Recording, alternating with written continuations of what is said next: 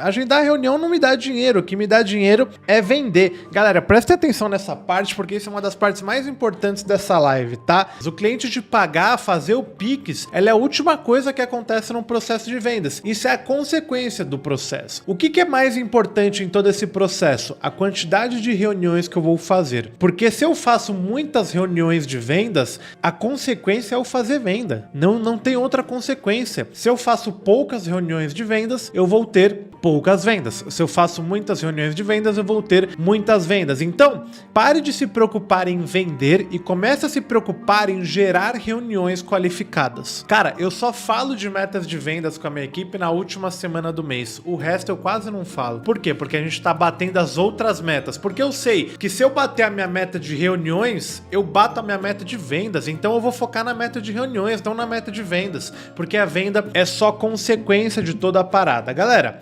o que eu acabei de explicar aqui, vocês conseguiram entender de forma clara? Deu para entender o que é importante num processo de vendas?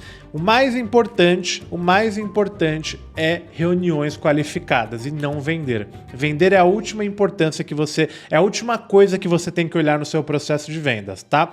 E aí quando eu penso em reuniões, eu tenho que pensar em atividades, ligações e etc. Mas isso é para um outro papo, tá? Então, o que a gente alinhou até aqui, galera? Quando você quiser vender, você tem que focar em agendar reuniões e não vender, porque isso é muito mais importante. Quando você quiser emagrecer, você tem que focar em treinar direito em vez de focar em emagrecer. Você tem que ter uma meta bem definida de reuniões para ter uma meta bem definida de vendas, tá? Beleza, galera. Então, esse é o principal ponto aqui. A gente entendeu, então, que para eu vender bem no final do mês, eu tenho que ter um volume de reuniões alto, né? O que significa isso, galera? Vamos pegar um funil aqui, o funil tradicionalzão, né? O funilzão aqui de vendas lá que a gente conhece. Vou fazer um desenho aqui feio, mas vai dar para vocês entenderem. Então a gente tem lá o funilzão de vendas que a gente conhece.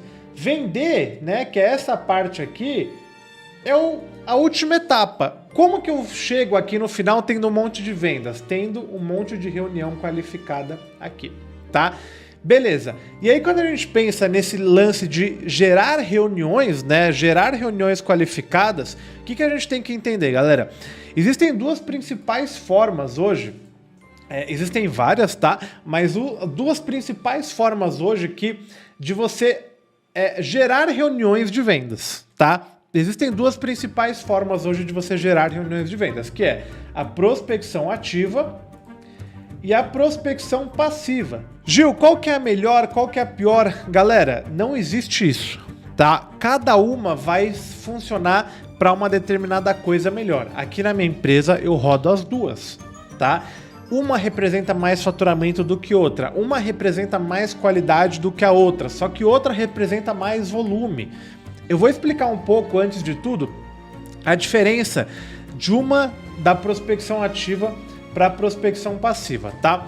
Basicamente, galera, a prospecção ativa é aquela prospecção onde eu pego o meu telefone e vou lá e ligo para uma empresa que não me conhece, eu pego um e-mail e mando um e-mail para uma empresa que não me conhece, eu entro no LinkedIn e adiciono o dono da empresa no LinkedIn com uma mensagem prospectando ele. É quando eu vou de forma ativa atrás da empresa, tá? Quando a gente pensa na prospecção passiva, é quando eu faço um anúncio onde eu vou atrás do cliente, mas ele que toma a ação de vir conversar comigo. Quando eu faço um conteúdo no meu Instagram, ele vê meu conteúdo e entra em contato comigo no meu direct. Quando eu faço um outdoor, né? O outdoor, ele vê lá meu outdoor, ele entra em contato comigo pelo meu outdoor. Quando eu faço panfleto, ou seja, prospecção ativa e prospecção passiva, tá?